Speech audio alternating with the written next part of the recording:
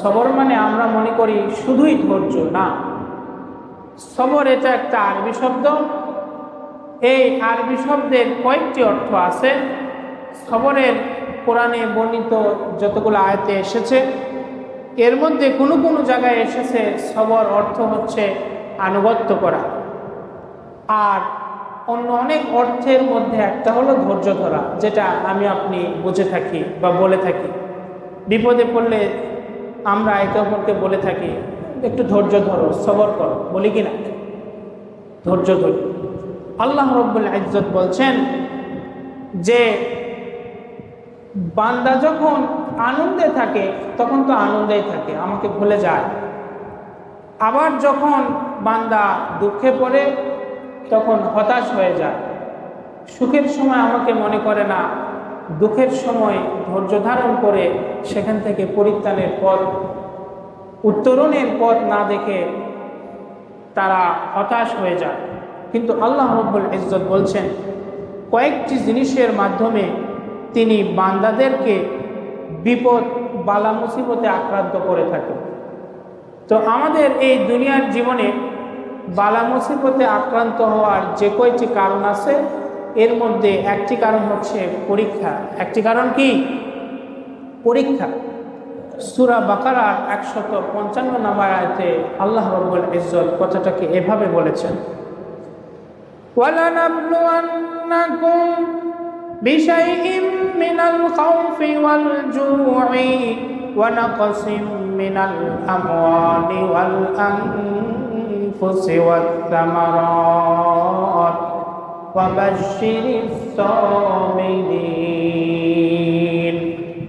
আল্লাহ বলছেন ওয়ালানাবলুওয়ান্নাকুম, আমি অবশ্যই অবশ্যই তোমাদেরকে পরীক্ষা করব, বিশাইইম মিনাল খাউফি, সামান্য ভয় দিয়ে। আল্লাহ শুধু খাউফি বলে নাই, ভয় বলে, বলছে বিশাইইম মিনাল খাউফ, সামান্য ভয় দিয়ে। ওয়া বিশাইইম মিনাল জু', সাইন শব্দটা সব জায়গায় যুক্ত হলো। আবার কিছুটা ক্ষুধা দিয়ে, ওয়া নাকসিম মিনাল আমওয়াল, আবার কিছুটা সম্পদের কষ্ট দিয়ে, ওয়াল আনফুসি, আবার জানের কষ্ট দিয়ে, ওয়াত তামারাত, এবং ফল ফসলের কষ্ট দিয়ে, ওয়া বাশশিরিস সাবিরিন। আল্লাহ বললেন কয়েকটি কথা। প্রথমত হচ্ছে খাও, ভয় দিয়ে। মানুষ যে কয়টা বিষয়ে বিপদের মুখোমুখি হয়, মোটা দাগে মোটমাট উপরের তালিকার সবগুলোই আল্লাহ পাক বলে দিয়েছে। আল্লাহ শুরুতেই বললেন ভয় দিয়ে। দেখবেন কোনো না কোনোভাবে মানুষ জীবনে ভয়ে থাকে। সবচাইতে বড় ভয় হচ্ছে মৃত্যুর ভয়। কিসের ভয়? মৃত্যুর ভয়। আল্লাহ বলছেন এগুলো হচ্ছে পরীক্ষা। দ্বিতীয়ত আল্লাহ রাব্বুল আলামিন বললেন ওয়াল জু', এবং ক্ষুধার ভয় দিয়ে, অর্থ সংকটের ভয় দিয়ে, ওয়া নাকসিম মিনাল আমওয়াল, পানাহার, খাবার কি খাবে, ওয়াল আমওয়াল, সম্পদের সংকীর্ণতা, ওয়াল আনফুসি, এবং জীবনের, ওয়াত তামারাত, এবং ফল ফসল। মানুষ যা চাষবাস করে, বাসা বাড়িতে যেই গৃহপালিত পশু পালন করে, জমিনেই যেই চাষাবাদ করে ফসল ফলায়, এই ফল ফসল আর চাষাবাদের জিনিস দিয়েও আমি তাদেরকে ভয় দেখাই, পরীক্ষা করি। ওয়া বাশশিরিস সাবিরিন, আর এদের মধ্য থেকে হে নবী আপনি সুসংবাদ দিন তাদেরকে যারা ধৈর্য ধারণ করে সময়গুলো পার করে। সূরা বাকারার 155 নম্বর আয়াতে সরাসরি অনুবাদ করলাম। তার মানে বোঝা গেল যে দুনিয়ার জীবনের যে বালা মুসিবতগুলো হয়, সেটা হোক আর্থিক, সেটা হোক জীবনের, সেটা হোক ফল ফসল, সেটা হোক গৃহপালিত পশু গরু ছাগল, ব্যবসা বাণিজ্য, যে কারণেই হোক, সেগুলো ওয়ালানাবলুওয়ান্নাকুম, একটা হচ্ছে পরীক্ষা। কি পরীক্ষা? সেখান থেকে উত্তরণ করে আমরা যদি ধৈর্য ধারণ করে আল্লাহর উপরে বিশ্বাস রেখে সময়গুলো পার করি, সেটার একটা প্রতিদান আল্লাহ পাক আমাকে আপনাকে দিবেন। তো বিপদ বালা মুসিবত আসার প্রথম কারণ হচ্ছে পরীক্ষা, দ্বিতীয় কারণ হচ্ছে মর্যাদা বৃদ্ধি। দ্বিতীয় কারণ কি? মর্যাদা বৃদ্ধি। আপনারা কি আমার কথা শুনছেন না নাকি? আমি একটু অসুস্থ বলে আপনারাও অসুস্থ কিনা? বলছিলাম যে বালা মুসিবত আসে যে কারণে, তার মধ্যে তিনটি কারণ আপনাদের সামনে আজকে আমি বলছি, সরাসরি কোরআন হাদিস থেকে, বানানো কোনো কথা নয়। প্রথম যেটি বললাম সূরা বাকারার 155 নম্বর আয়াত থেকে, আল্লাহ বললেন পরীক্ষা করার জন্য। কি করার জন্য? আর একটু আওয়াজ দিয়ে বলি, কি করার জন্য? পরীক্ষা করার জন্য।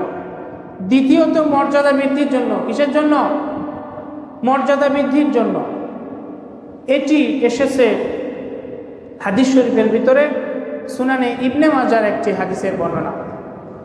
কুলতু ইয়া রাসূলুল্লাহ, সাহাবী সাদ ইবনে আবি ওয়াক্কাস রাদিয়াল্লাহু তাআলা আনহু আল্লাহর হাবিব সাল্লাল্লাহু আলাইহি ওয়াসাল্লামকে জিজ্ঞাসা করলেন, ইয়া রাসূলুল্লাহ, আইয়ুন নাসি আশাদ্দু বালাআন, সবচাইতে বেশি বিপদ আর মুসিবতে পড়ে কোন ব্যক্তি? কোন ব্যক্তিদের সবচাইতে বেশি বালা মুসিবত হয়, কষ্ট আসে?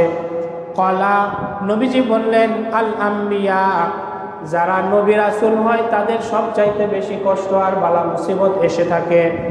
সুম্মাল আমসাল ফাল আমসাল, আর এর পরবর্তী নবী রাসূলদের পদাঙ্ক যারা সবচাইতে বেশি অনুসরণ করে তাদের বালা মুসিবত সবচাইতে বেশি আসে। প্রিয় উপস্থিতি, ইবনে মাজারের হাদিস থেকে আমরা বুঝতে পারি যে সবচাইতে বেশি দিনদার, যে সবচাইতে বেশি কোরআন হাদিস মেনে চলে, যে সবচাইতে বেশি নামাজি আল্লাহওয়ালা, তার বালা মুসিবত সবচাইতে বেশি। আল্লাহ রাসূল বললেন নবী রাসূলদের বালা মুসিবত সবচাইতে বেশি।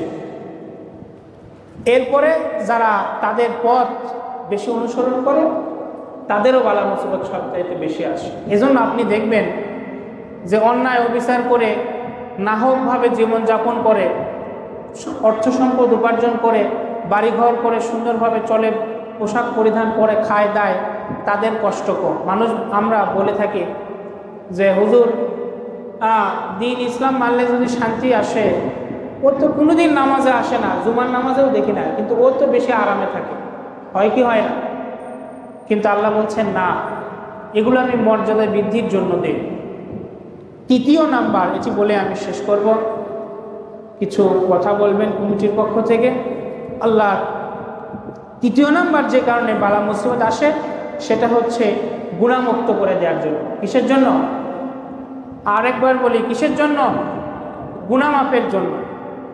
এটিও এসেছে সূরা শুরা 30 নম্বর আয়াতে। আল্লাহ বলছেন, ওয়ামা আসাবাকুম মিন মুসিবাতিন ফাবিমা কাসাবাত আইদিকুম ওয়া ইয়াফু আন কাসীর, তোমাদের যে বিপদ দেখা দেয় তা তোমাদের নিজের হাতের কৃত কামাই, কৃতকর্মের জন্য হয়ে থাকে। আর আল্লাহ এই বিপদটা, কৃতকর্মের প্রতিদান স্বরূপ বিপদটা দুনিয়াতে দিয়ে থাকেন, যাতে তোমাদের পিছনের অপরাধগুলো ক্ষমা করে দেন। প্রিয় উপস্থিতি, সংক্ষিপ্ত করলাম, যে কথা বলছিলাম যে দুনিয়ার জীবনের বালা মুসিবত সুখ এবং আনন্দের মতো একটা অংশ, আর এটি এসে থাকে তিনটি কারণ। সর্বপ্রথম আল্লাহ পাকের পক্ষ থেকে পরীক্ষা, দ্বিতীয়ত মর্যাদা সম্মান বৃদ্ধি, তৃতীয়ত গুনাহ মাপের কারণে। আমরা যে গুনাহ করে পাপ করি সেটার একটা মাপের সুযোগ মতো করে দুনিয়ায় আল্লাহ অসুখ বিসুখ দেয়, বিভিন্ন বালা মুসিবত দিয়ে থাকে। একটি হাদিসে এসেছে, হাত্তা শাওকা, একটা কাঁটাও যদি আপনার শরীরে ফোটে সেটার কারণে গুনাহ মাফ হয়ে যায়। এজন্য বালা মুসিবত জীবনে আসলে, অসুখ বিসুখ আসলে কখনোই আমরা ঘাবড়ে যাব না, ধৈর্য ধারণ করবো, আল্লাহর পাকের কাছে সওয়াবের আশা করবো। আল্লাহ